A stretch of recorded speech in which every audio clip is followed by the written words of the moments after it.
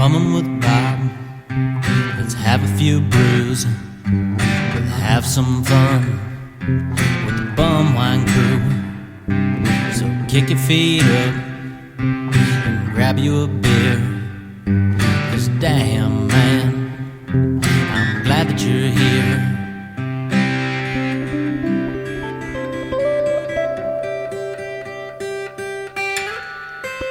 All right. This is Bumwide Bob. Welcome to an all-new edition of Bum with Bobcat. We are coming at you this week with what we think will be a quick shot of the Bobcat, as I have a special drink here to crack open today.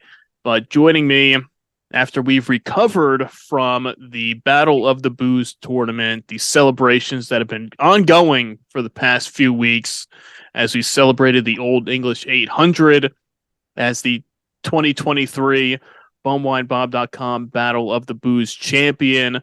Joining me this week, once again, is the one and only Roadhouse is back here. Roadhouse, how you doing, man? Great. Great, recovered. I think we both. It's been a couple weeks since the Battle of the Booze wrapped up. Olde English celebrating still. I mean, do you think those guys can go strong? That Olde English 800. You know, they know how to party with the classic. Yeah. And very exciting win for him. I mean, I was so up in the air between that and, I was really pulling. I thought Four Loko was going to get it. But, wow, really surprised that Olde English pulled through and got the win. Absolutely. And once again, congratulations again, as we've been celebrating pretty much this month as we look forward to the month of May and the annual Malt Liquor May celebrations at bumwinebob.com. And also, don't forget, we cracked open the Jaguar High Gravity Lager. Now, that's one there that can pack a punch for you. Not quite the punch you get, not quite the punch you get from that Axe Head, but still a worthy contender in the high gravity malt liquor world. It was rather smooth. I thought, at the point we were when we were drinking it, I thought it went down really well. It did. I agree with you there. It was a little surprising how smooth it was compared to some of the other high gravity malt liquors. Yeah. At that same 8% range, like a Steel Reserve, waiting for that metallic taste to it. Right. But right. as we said, it had more of that, we want to call it that fruity taste to it that kind of hides the alcohol. I don't know what they do with it. We'll have to dig deep and hit up our buddies over there at the Minhas Brewing Company.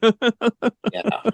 Because right now too, I'm still making my way through all these boxer beers as we're kicking off this recording here tonight. I got my regular boxer lager here on hand that I'm sipping on here, making my way through all those beers because I do have something I'm going to be cracking open here to try out for the first time.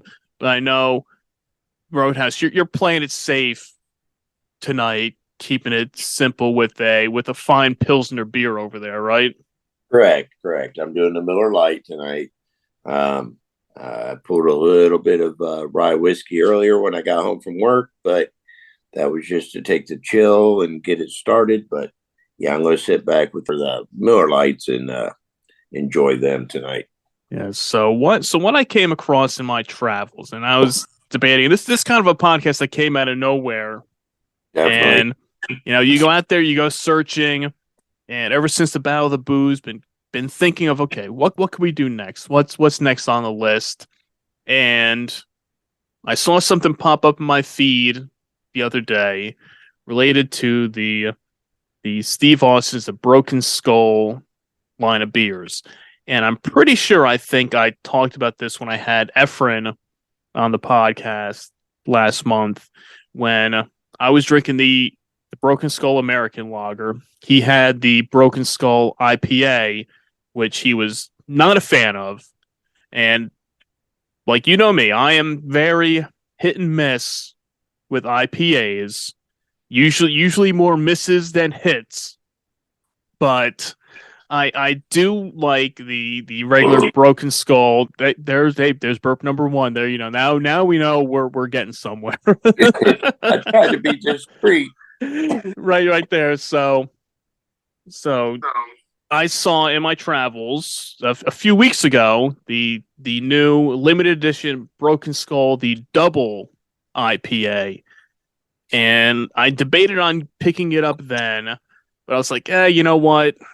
Not now. I got my American lagers and I left, and then I saw a picture on Instagram from Broken Skull Beer a couple days ago saying that I didn't know these are only a limited edition, the Broken Skull Double IPAs. So I'm like, you know what? I got to pick it up. I got to try it before it's gone and see how this one turns out, because these are the 8%. Ooh. 8%. So you're getting double the IPA right here. The Broken Skull in Double India Pale Ale. What you're holding in your fist is a little treat me and the guys down at El Segundo Brewing Company put together for you. It's a double dose of what you love, because why not? Y'all deserve it. Cheers. So that's the little tagline there from Mr. Stone Cold Steve Austin himself. So I picked up the 4-pack.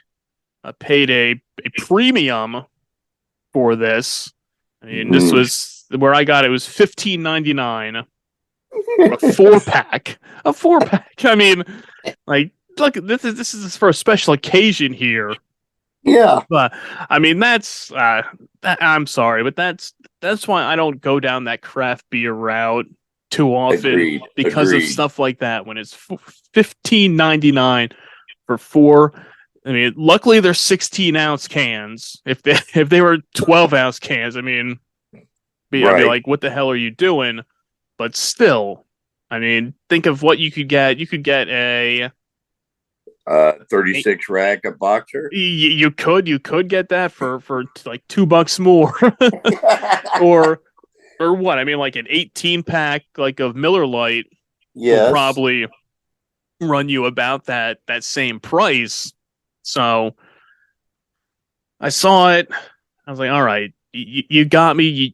You dragged me in with the marketing. It's Stone Cold Steve Austin, Broken Skull Double IPA, limited time. Find it now before it's gone. You don't want to be kicking yourself later that you can't find it anymore. So I spent the money. It's a smart choice. It is a smart choice at a dumb price. Exactly. So picked it up and I said, you know what? We'll feature it on the website as the beer of the week. But why not? Let's crack it open for a special drink along taste test edition of the podcast to see exactly how the double IPA fares. So I'm not going to waste any more time here, and I'm going to crack this bad boy open and see what we get here. Because like I said, this is 8%. So almost just 0.2% less than the Jaguar High Gravity all liquor. So let's see. Cheers. Okay, not that very very hoppy, but I am not hating myself drinking this. So that is a good thing. It's not hitting the back of your tongue like those other ones do. No, it's actually pretty good for an IPA. Like, some of those IPAs, I take one sip. Your silence tells a big story. Yeah. It wasn't the sip and then going, oh God, no. Yeah. No, I mean that's pretty good for 8%, and that's gonna get you to is at 8%. So at least for $15.99 a 4-pack, you're getting 8% ABV out of it. So cheers to that. Correct. I personally really like IPAs. That bitterness and that tartness that it gives you. I really enjoy that flavor. So the stronger they are, the kind of more I enjoy them. It's just my palate. Um, so I know where you're coming from with it, but the ones that hit you in the back of the mouth and fill up the corners of your jaws and rolls your tongue, that's the ones that you probably dislike, and those ones I like. And I think you found a nice medium. I know you like the Dogfish Heads. Yeah, I do like those. And so, in comparison to the Dogfish Head and the Stone Colds, what do you think? I think they're very similar with Okay. the taste, and I mean, I guess this one would be more comparable, probably to the. I'm assuming probably to the 90-minute Dogfish Head. Yeah, I like that one. Okay, all right. That's 9%. The Dogfish 90-minute IPA is a 9%. The 60-minute that's right. That's a 6% IPA. So it's very similar to like the Broken Skull IPAs, which I think there we go. There it is. There's the that one's which kind of foamy. That was the IPA just sitting there a little bit. Yeah. The IPAs tend to foam up and distort your burps a little bit. Yeah, right. So the regular Broken Skull IPA is a 6.7%, and then you have the double IPA at 8%. So it's very close to the levels of the Dogfish Head, and a very similar taste to it. Now I haven't had the regular IPA in probably a couple years. I guess it might be close to 2 years at this point. Since I had one of the regular IPAs, because once the American Lager came out, I was exclusively going for that, because I think that's definitely, I think, the out of the three Steve Austin beers, the best classic, easy drinking beer is just that American Lager. But from what I remember of the regular IPAs, it was similar to that Dogfish Head and easy to drink. Not hitting the back of my throat like, oh my God, what is this taste? With the American Lager, it tends to be a little bit on the hoppy side too, in my opinion. I think I was surprised at how much flavor that beer had. It does. It's very flavorful with that, because you would think that would be maybe like just a regular Miller Lite, or like just a basic beer. That's what I was thinking going into it. It's going to be like a High Life, or I mean, I guess because it's still. I mean, I guess they put. I mean, that's still something. It's a few bucks cheaper for a 4-pack of the American Lager. I mean, I think that was like $11.99. It's still. I mean, you're still paying that craft beer price for it, so I'd hope it would have a little bit more taste to it in that case. I mean, you're going from a craft brewing company, so well put. So they're going to put a little more work into it, you would hope, for what you're paying for it. But definitely, like you said, with what Stone Cold said when he's like, why did he do an IPA? And said that he did not like IPAs, tried out one at the El Segundo Brewing Company, and then he said, okay, that's the kind of beer I want to make, which is surprising coming from the guy on TV that was drinking the Budweiser, the Miller Lite, Coors Light, everything like that for his beer bashes every week. Then you're gonna be beer bashing with IPAs. That's that does not seem right. We see him out there with it. Yeah, it's like you're really going through these IPAs like that and pouring them all over the place. And at least when they came out with the American Lager, and when he came back for WrestleMania last year, and he's doing the beer bashes with that, I'm like, okay, I can see that, but still, it's still that craft beer that you're pouring out and dumping all over yourself, and it's still, I'm like, that's like $12 for a 4-pack of these things, and you're just wasting all of them. Right. And I mean, he does get a couple of little big gulps down, but for the most part, Yeah, it's going all over the Whereas- place. I mean, yeah. what? I mean, out of like the 50 beers he's dumping over himself, probably drinks like four total out of that. I mean, Yeah, I mean, even myself, if I got really hammered and I want to just show my ass, I'd have no problem wasting a couple Coors Lights or Miller Lights. Just being a fool. You can't be a fool with uh, $12 for four no, beers. no. This is the expensive stuff here. All right, this you got to be careful. You need to really enjoy this stuff. That's going to creep into Vince McMahon's retirement fund. Mm-hmm. Exactly, man. This is the big brother to the single IPA. This beer adds Centennial to the lineup to give it more citrus and juicy fruit punch. We kept the malt bill simple with 100% Dar 2 Road dextrose is added in the kettle to dry the beer out. Cheers. Oh, wow. The little treat that me and the guys down at El Segundo Brewing Company put together for you. It's a double dose of what you love, because why not? Y'all deserve it. So, have you looked into El Segundo's brewing for maybe some of their other beers or concoctions that they've come up with? I never. I mean, I've browsed it briefly. I've kind of gone through their website in the past, but there's really nothing that I've dove too far into. Okay. With it, I mean, really, and same thing with you. You draw it in when you say, okay, Steve Austin's beer. All right, I'll take that. I just hear, when I hear El Segundo, I think of that song, I Lost My Wallet in El Segundo.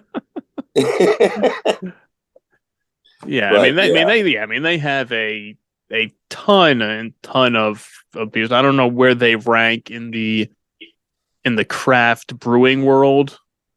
I mean, I'm going through all these different beers that they have here, and they have a ton of stuff out there, and they have their own little brewery and tap room in El Segundo, California. So it's quite a lineup they have there. But I think pretty much the Broken Skull beer is what put them on the map. I did find something today, and I'm going to keep it a secret because it's going to be a part of your next care package. But I hadn't seen this before. It's from a local brewery that we have here in Kentucky. I actually picked it up today. I want to try it, but I'm going to hold out until we put these care packages together for next go round. It's not you didn't you didn't find the horse piss yet, did you? I don't think I'm going to. It was discontinued. And actually, reached out and said, where can I find at least the last bit of it? And I think they just went ahead and put it down the drain. Those bastards, just like those guys with the bottles of Thunderbird dumping them out. I think we threw them away. Yeah. Oh man, disappointing people. Would be great to find, but this one is actually from a company that brewing company that sprung up in Lexington, Kentucky. And people that know they got good beers coming out of Lexington right now. These guys, it's kind of been around, I guess, going on 10 years or better now. So, but what I seen today got me so excited, and so I didn't want to say anything about it, but I got it. And okay. I'll be looking forward to it. Now you got me anticipating and waiting. Because we're running into a dry spell of finding new stuff. Yeah, it's tough out there these days trying to find new things that pique your interest. Yeah, I mean, what's coming out new is all seltzers. Yeah. And either so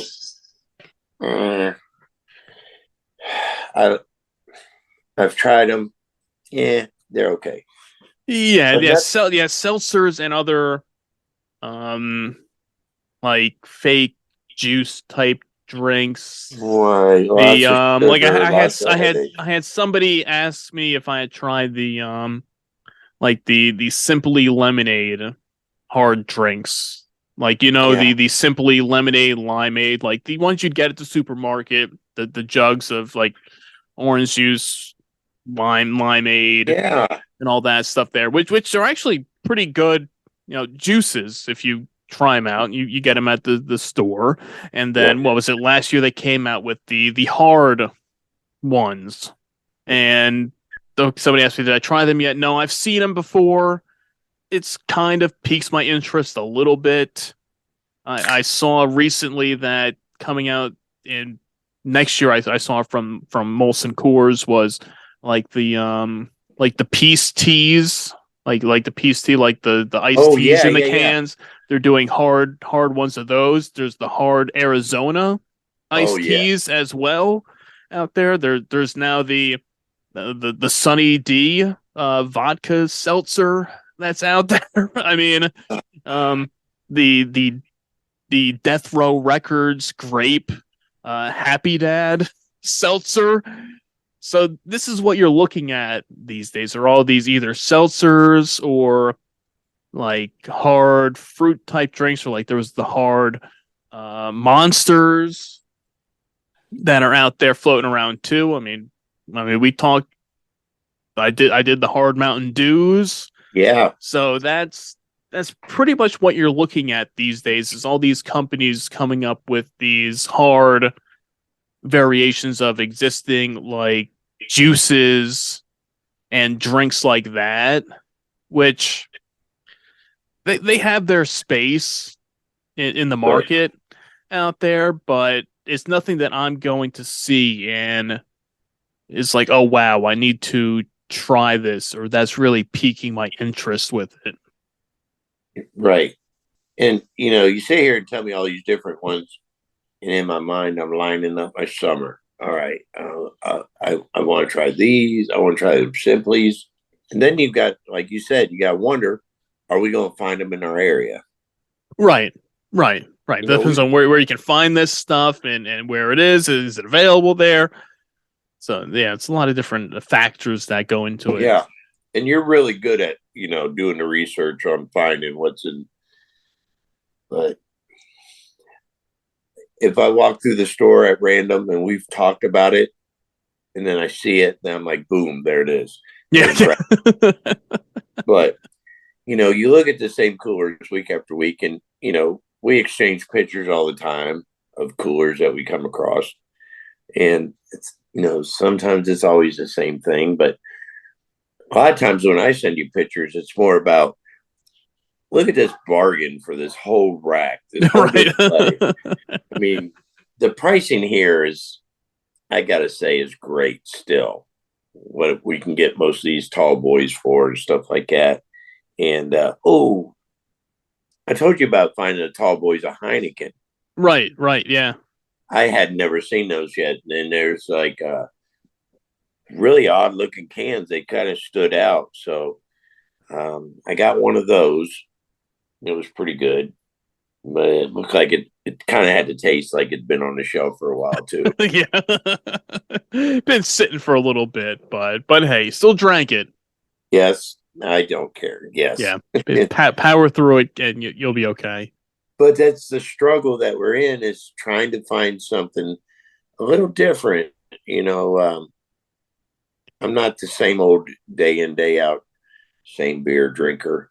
I always like to shuffle it up a little bit, but it's getting stagnant in the realm of beers and malt liquors. And you're always hoping that you'll find one of those elusive, right, rare varieties of a malt liquor. Because we used to have private stock around here, pretty heavy. And it's long gone. King Cobra has become non-existent. So, we're getting ready to roll into Malt Liquor May. And what are our choices? It's all going away. Yeah, you have the old reliables left, which we can't complain, or no. they get the job done in a pinch. But I saw somebody post a picture. They found a whole bunch of the Schlitz, the Red Bull, Ooh, which I've never had that before. not There's me like either. something like that. Like there's the Schlitz, the Bull Ice, which I think is still out there too somewhere. So there's always that chance. Like you said, you have to go out there, and we preach it all the time. You got to go out. You got to get searching different stores, look on those shelves to see what's there, because you always hope when you look up and down that cooler that as you're scanning line by line, looking at every drink in there, that you're gonna scan past one, you're gonna stop, go back, open the door, look at it, and you're like, oh, what is that? I've never seen that before. And it's something that you've been searching for that's right there. Yeah, And that's what you want, is that validation of finding something like that, something new, something different, a classic, or something you haven't seen in forever, just to it's pick it so up and try it exciting. out. Yeah, and I mean, as soon as we find something silly like that, we send it right to each other. Right, right. And it's like, guys, you got to keep looking for this stuff. And even though you may see the same old over and over, you got it. The sad truth is, it's going to disappear. I mean, look how bad we took for granted our Thunderbird, our Night Train, how much available it was at one point, and now look where it's at. Gone. Yeah, it's tough, and you always hope you go into those same stores, and one day they'll switch it up on you, Yeah, and gone will be that one line of seltzers, and you yeah, have a whole line of malt liquor, yeah. something different in there, or different beers that you don't see often, because When I went there's so many others out there. when I went back to Louisville this last time, and I stocked up on Cold 45 and malt liquor and whatnot, and I right over where the rows and rows of King Cobra was, boom, something else in there. I think it was Modella Dark, the little quart bottles. Okay. I was gonna say, it could The be that Modelo, familiar, they have a mind the chelada things, and like they have like 50 different yeah. ones I mean, out that's there. what was in place of it, and it's like, oh my goodness. You snooze, you lose. But I mean, Hmm. the last time I thought I stocked up really well, I bought 15 bottles of King Cobra or Okay. 40s, but they're so good. I just blew right through them like a Neanderthal. You got to pace yourself. It's tough. You have to think you're gonna pace yourself with it, but does it always work out that way? Not quite. I can pace myself with King Cobra in cans. I could get them in 16-ounce cans for a while.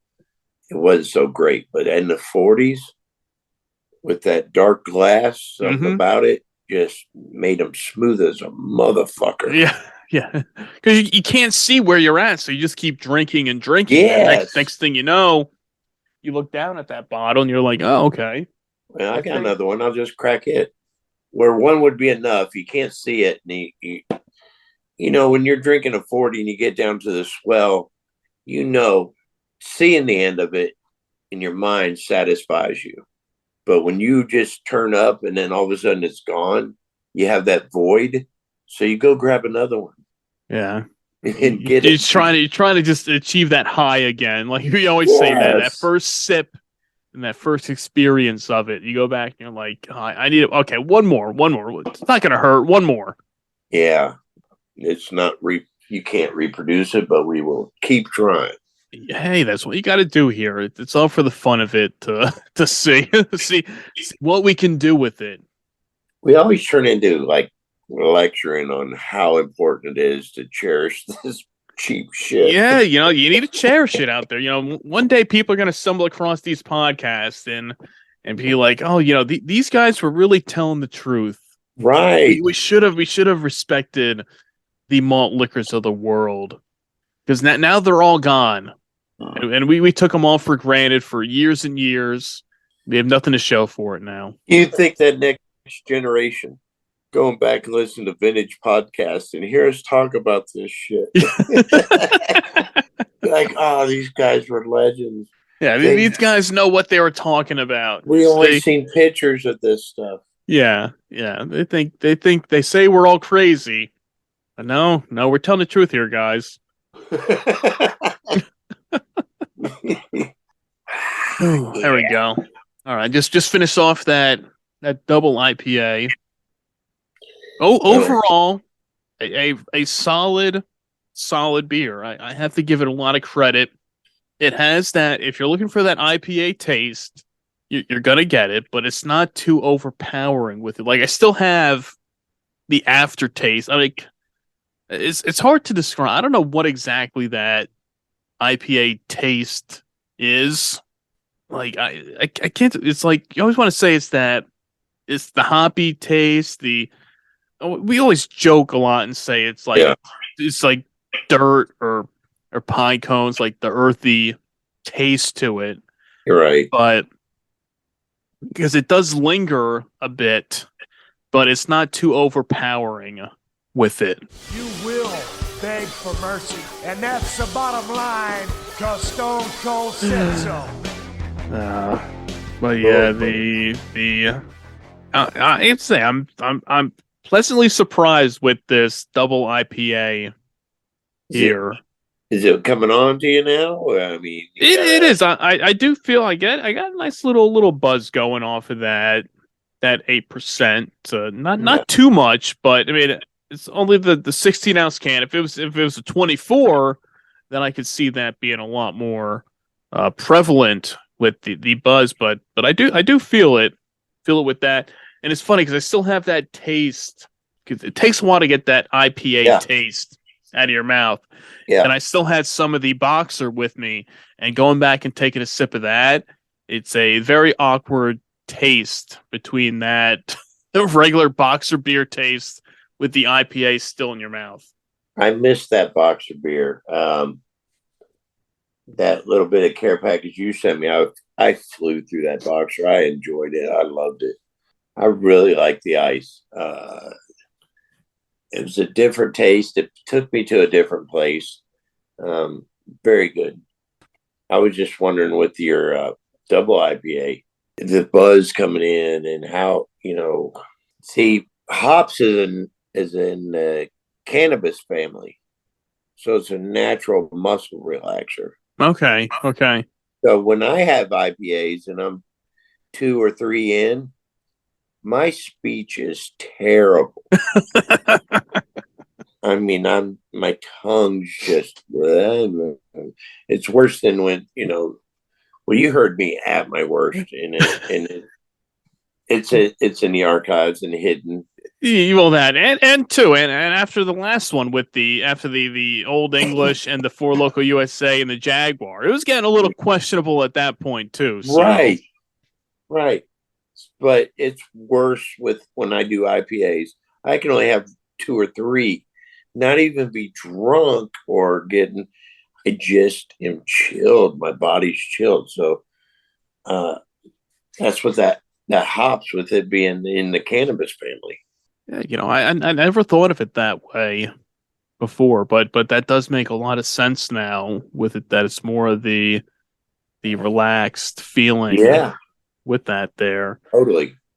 But overall, a very enjoyable beer. I was a little worried, a little questionable, a little on the fence with it of, okay, how's this going to turn out?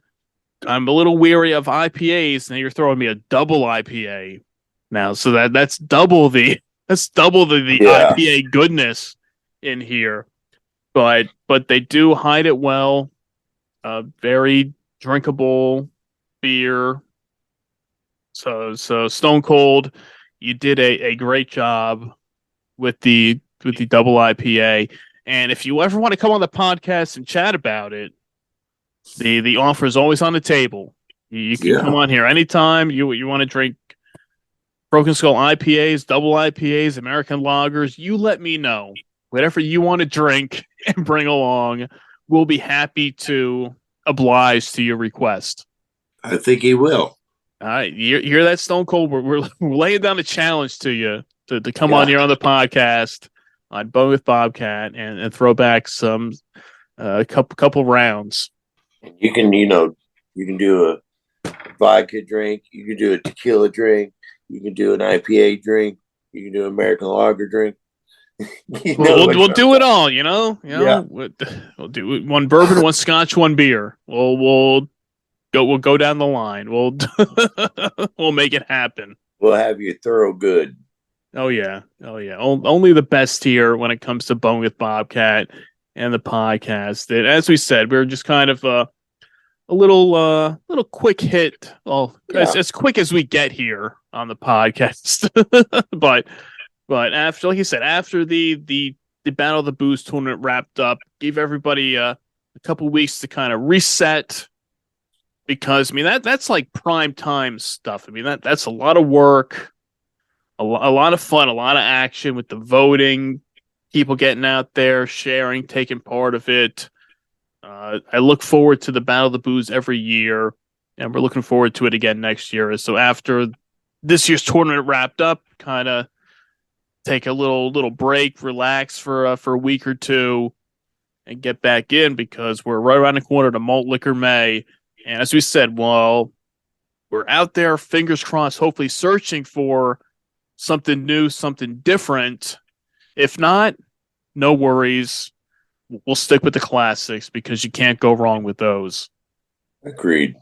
In May, actually, don't forget the big sporting event that happens the first Saturday in May. Yeah, the Derby time. Yep, Kentucky Derby. And the parties have already kicked off here in Kentucky. So, yeah, they're getting ready. They're just not waiting. All right, we got a couple weeks till Derby. All right, we're going for it. All right, wide open, guys, yeah. Go ahead. All right, do what you got to do. We're not here to judge. You want to start partying now for a couple weeks? Go for it. All right. Well, that'll do it for us here this week. So stay tuned to BumWineBob.com as we get ready to kick off Malt Liquor May, just right around the corner. And it's last call for the Broken Skull Double IPA. They announced, I guess, whatever's out there now is what's left on the shelves. I had no idea it was a limited time thing, but I'm glad I got to try it out. Maybe it'll come back there. It'll be the BumWineBob.com Beer of the Week. So be sure to check that out.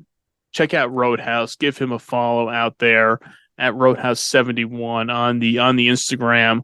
I am Bumwine Bob, and until next time, cheers. Cheers.